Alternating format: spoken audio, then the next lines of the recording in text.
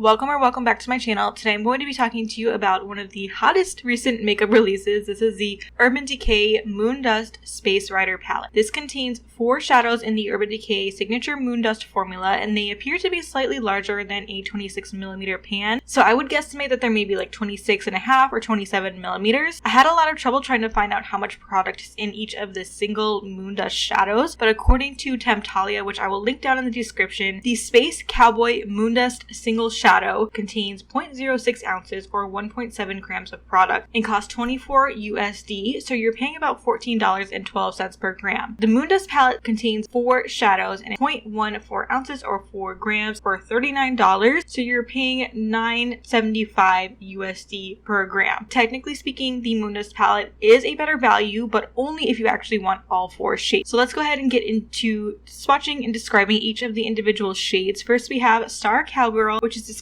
as a light champagne golden pearl with gold fleck. I believe this is a new shade exclusively to this palette. I know they do have an existing single called Cosmic, which looks like it may be similar. I don't have that for comparison. This one is a little bit less sparkly or wet looking than the other shades in the palette. It's basically an off-white pearly finish, and I see tiny pink and gold micro flecks in it, which creates that sparkling finish. On my very fair skin tone, it did just create a sparkly sheen on my eyes, but I'm not 100% sure that this wouldn't leave a cast on anyone who isn't very pale. So if you had feedback about that, please let us know in the comments. Like I said, it does seem to have a slight pearly satiny pale base. Next we have the iconic Space Cowboy. This is described on the Urban Decay website also as a light champagne golden pearl with gold flecks. I think that must be a mistake because that's the same description as Star Cowgirl, but anyway, I digress.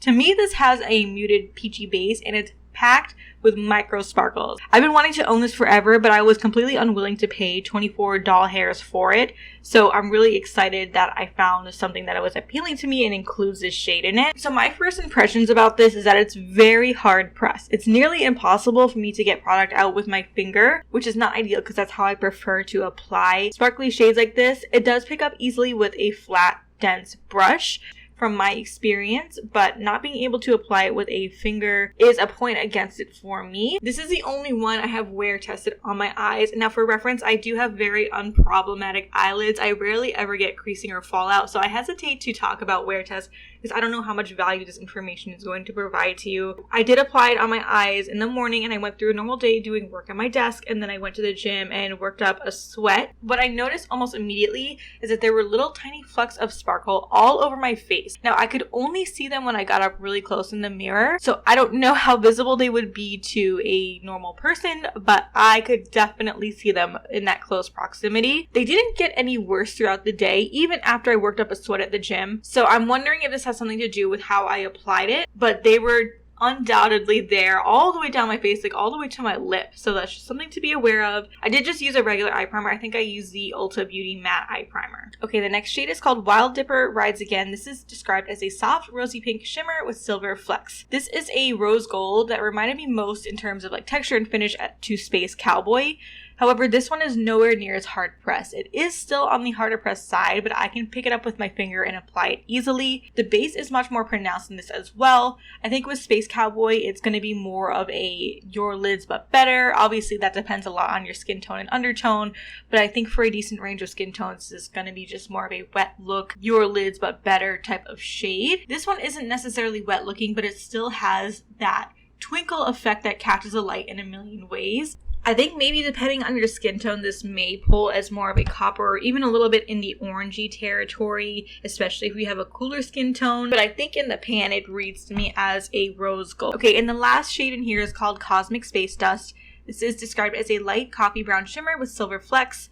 This one feels a bit more subdued compared to the others in terms of the texture and finish. It doesn't really give that same twinkle effect, but I do really like the tone of it. It's this beautiful taupey brown shimmer and it has some gold micro flecks in it. It's much less hard pressed and it picks up very easily with a finger or brush. And it does have some twinkle to it, but it's not quite as reflective as the others. This one I definitely would not consider a topper shade, but I think if you do a really sheer layer, it will create more of that wash of sparkle effect. Okay, so let's go ahead ahead and get into the comparisons. First, I want to start by showing you Space Cowboy compared to Ritz on the eyes. This is the only side-by-side eye comparison I did, but I just had to see for science. I put Space Cowboy on one eyelid and Ritz on the other, and I just put a little bit of brown eyeliner on my lash line. I think they do look really, really similar on the eyes. The main difference is that Ritz doesn't really have that peachy base. It's more sheer and beige. Let me know if you can tell a difference on the eyes. I put a poll on my Instagram and I'll put that up on the screen too. And it seems to be pretty divided at this point. But now let's get into the rest of the swatch comparisons. I compared the shades in here with a ton of singles and with shades and palettes that I thought would be most similar. So hopefully this can be a helpful resource if you're considering purchasing this palette.